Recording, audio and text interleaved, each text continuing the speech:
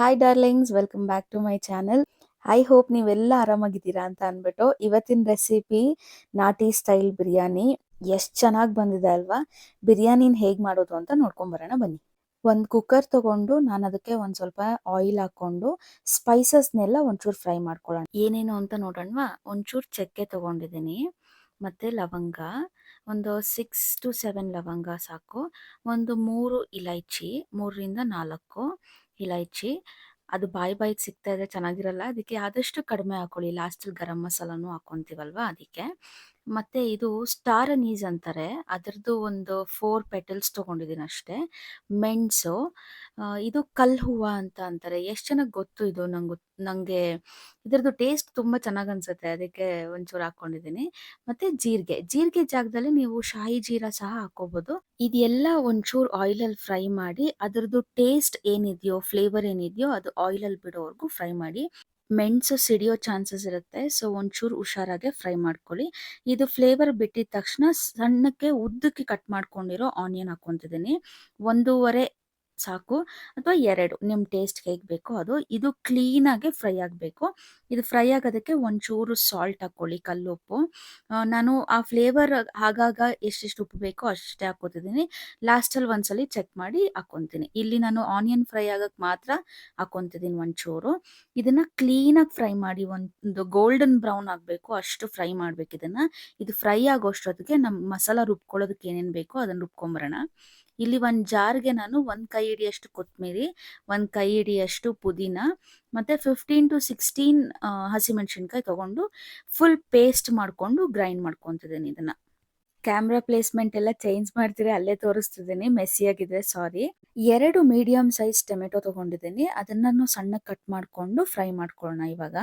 ಇದು ಒಂಚೂರು ಫ್ರೈ ಆದಮೇಲೆ ಶುಂಠಿ ಬೆಳ್ಳುಳ್ಳಿ ಪೇಸ್ಟ್ ಹಾಕ್ಕೊಳ್ಳಿ. ನೀವು ಶುಂಠಿ ಬೆಳ್ಳುಳ್ಳಿ ಪೇಸ್ಟ್ ಆದರೂ ಹಾಕ್ಕೋಬೋದು, ಇಲ್ಲ ಗ್ರೈಂಡ್ ಮಾಡೋದಲ್ವ ಅದಕ್ಕೆ ಶುಂಠಿ ಬೆಳ್ಳುಳ್ಳಿನೂ ಹಾಕ್ಕೋಬೋದು. ನಾನಿಲ್ಲಿ ಶುಂಠಿ ಬೆಳ್ಳುಳ್ಳಿ ಪೇಸ್ಟ್ 1.5 ಸ್ಪೂನ್ ಹಾಕ್ಕೊತಿದ್ದೀನಿ. ಇದನ್ನು ಕ್ಲೀನಾಗಿ ಫ್ರೈ ಆಗಬೇಕು, ಟೊಮೆಟೊ ಎಲ್ಲ ಸಾಫ್ಟ್ ಆಗಿಬಿಡ್ಬೇಕು, ಅಷ್ಟು ಫ್ರೈ ಮಾಡ್ಕೊಂಡಾದ್ಮೇಲೆ ಚಿಕನ್ ಏನು ವಾಶ್ ಮಾಡಿಟ್ಟಿರ್ತೀರಲ್ವ ಅದನ್ನು ಇದಕ್ಕೆ ಹಾಕ್ಕೊಳ್ಳಿ. ಫಸ್ಟು ಮಸಾಲೆ ಹಾಕಿ ಅದಾದ್ಮೇಲೆ ಚಿಕನ್ ಹಾಕ್ತಾರೆ ಕೆಲವರು, ಬಟ್ ಚಿಕನ್ ಹಾಕಿ ಚಿಕನ್ ಹಸಿ ವಾಸನೆ ಹೋಗಾದ್ಮೇಲೆ ಮಸಾಲೆ ಹಾಕ್ಕೊಂಡ್ರೆ ನಿಮಗೆ ಚಿಕನ್ಗೂ ಉಪ್ಪು ಖಾರ ತುಂಬ ಚೆನ್ನಾಗಿ ಹಿಡಿಯುತ್ತೆ. ಅದಕ್ಕೆ ಇಲ್ಲಿ ನಾನು ಒಂಚೂರು ಅರ್ಶಿನದ ಪುಡಿ, ಒಂದು 1/2 ಟೀ ಸ್ಪೂನ್ ಅರ್ಶಿನದ ಪುಡಿ, ಮತ್ತು ಇನ್ನೊಂಚೂರು ಉಪ್ಪು ಹಾಕಿ ಕ್ಲೀನಾಗಿ ಮಿಕ್ಸ್ ಮಾಡಿ ಕ್ಲೋಸ್ ಮಾಡಿ ಇಡ್ತಿದ್ದೀನಿ. ಆಯಿಲಲ್ಲಿ ಒಂಚೂರು ಚಿಕನ್ ಕ್ಲೀನಾಗಿ ಫ್ರೈ ಆದರೆ ಆ ಸ್ಮೆಲ್ ಹೋಗುತ್ತೆ. ಸೊ ಕ್ಲೀನಾಗಿ ಮಿಕ್ಸ್ ಮಾಡಿಬಿಟ್ಟು ಕ್ಲೋಸ್ ಮಾಡಿ ಲಿಡ್ನ ಹೈ ಫ್ಲೇಮಲ್ಲೇ ಇಟ್ಕೊಂಡು ಫ್ರೈ ಮಾಡಿ. ಒಂಚೂರು ಆಗಾಗ ನೋಡ್ಕೊತೀರಿ ಅಷ್ಟೇ. ಚಿಕನ್ ನೀರು ಬಿಟ್ಟು ಅದು ಡ್ರೈ ಆಗಿ ಆಯಿಲ್ ಬಿಡುತ್ತೆ, ಆವಾಗ ನೀವು ಮಸಾಲೆ ಹಾಕ್ಕೋಬೇಕಾಗತ್ತೆ. ಅಲ್ಲಿವರೆಗೂ ನೀವು ಫ್ರೈ ಮಾಡ್ಕೊಬೇಕು. ನಿಮಗೆ ಯಾವ ಥರ ಬಿರಿಯಾನಿ ಇಷ್ಟ ಆಗುತ್ತೆ ಅಂತ ಕಮೆಂಟ್ ಮಾಡಿ. ಏನೇನೋ ಬಿರಿಯಾನೀಸ್ ಇದೆ ಅಲ್ವಾ, ರೆಡ್ ಬಿರಿಯಾನಿ ಅಂತೆ, ಗ್ರೀನ್ ಬಿರಿಯಾನಿ ಅಂತೆ, ದಮ್ ಬಿರಿಯಾನಿ, ಹೈದ್ರಾಬಾದಿ ಬಿರಿಯಾನಿ, ನಾಟಿ ಬಿರಿಯಾನಿ, ಲಿಸ್ಟ್ ಹೇಳ್ತಾ ಹೋದರೆ ಹೋಗ್ತಾನೆ ಇರುತ್ತೆ ಲಿಸ್ಟು, ಅಷ್ಟೊಂದು ಬಿರಿಯಾನಿ ಇದೆ. ಬಟ್ ನನಗೆ ನಾಟಿ ಸ್ಟೈಲ್ ಬಿರಿಯಾನಿ ತುಂಬ ಇಷ್ಟ. ನೀವು ಕಮೆಂಟ್ ಮಾಡಿ ನನಗೆ. ಈಗ ಅದು ಫ್ರೈ ಆಗಿದೆಯಲ್ವಾ, ಆಯಿಲ್ ಎಲ್ಲ ಬಿಟ್ಟಿದೆ. ನಾನು ಇವಾಗ ಮಸಾಲ ಏನು ಗ್ರೈಂಡ್ ಮಾಡ್ಕೊಂಡಿದ್ನೋ ಅದನ್ನು ಹಾಕ್ಕೊಂಡು ಒಂಚೂರು ನೀರು ಹಾಕಿ ಅದನ್ನು ಮಿಕ್ಸ್ ಮಾಡಿ ಹಾಕೋತಿದ್ದೀನಿ. ಇದ್ರ ಜೊತೆ 2 ಪೌಡ್ರು ಸಹ ಹಾಕೊಂಡ್ಬಿಡೋಣ. ಇಲ್ಲಿ ನಾನು ಧನಿಯಾ ಪುಡಿ 2 ಸ್ಪೂನ್ಸ್ ಹಾಕ್ಕೊತಿದ್ದೀನಿ. 1 ಟೀ ಸ್ಪೂನ್ ಅಥವಾ 1 ಸ್ಪೂನ್ ಅಷ್ಟು ಗರಂ ಮಸಾಲ ಹಾಕೋಬೋದು. ಗರಂ ಮಸಾಲ ಜಾಸ್ತಿ ಹಾಕ್ಕೊಂಡ್ರೆ ನಿಮಗೆ ಕಹಿ ಬರೋ ಚಾನ್ಸಸ್ ಇರುತ್ತೆ, ಸೊ ನೋಡಿಕೊಂಡು ಹಾಕ್ಕೊಳ್ಳಿ. ಇಲ್ಲಿ ನಾನು 1 ಟೀ ಸ್ಪೂನೇ ಅಂದ್ಕೊಳ್ಳಿ, ಅಷ್ಟೇ ಕಡಿಮೆ ನಾನು ತೊಗೊಂಡಿರೋದು. ಅದನ್ನು ಹಾಕಿ ಕ್ಲೀನಾಗಿ ಮಿಕ್ಸ್ ಮಾಡಿ ಇವಾಗ ಈ ಮಸಾಲೆ ಫ್ರೈ ಆಗಿ ಆಯಿಲ್ ಬಿಡೋವರೆಗೂ ಲಿಡ್ ಕ್ಲೋಸ್ ಮಾಡಿ ಕ್ಲೀನಾಗಿ ಫ್ರೈ ಮಾಡ್ಕೊಳ್ಳಿ. ಪ್ಲೇಟ್ ತೆಗೆದ್ಮೇಲೆ ಆಯಿಲ್ ಬಿಟ್ಟಿರೋದು ನೋಡಿ ಎಷ್ಟು ಚೆನ್ನಾಗಿ ಕಾಣ್ತಿದೆ. ಇದನ್ನೇ ಯಾವುದಾದ್ರೂ ಕರಿ ಥರ ಮಾಡಿಕೊಂಡು ಸಹ ತಿನ್ಬೋದು. ಒಂದ್ಸಲಿ ಟ್ರೈ ಮಾಡಿ ನೋಡ್ತೀನಿ ಇದನ್ನು. ಇದಾದಮೇಲೆ ನಾನು ಒಂದು 2 to 3 ಸ್ಪೂನ್ಸ್ ಅಷ್ಟು ಮೊಸರು ತೊಗೊತಿದ್ದೀನಿ.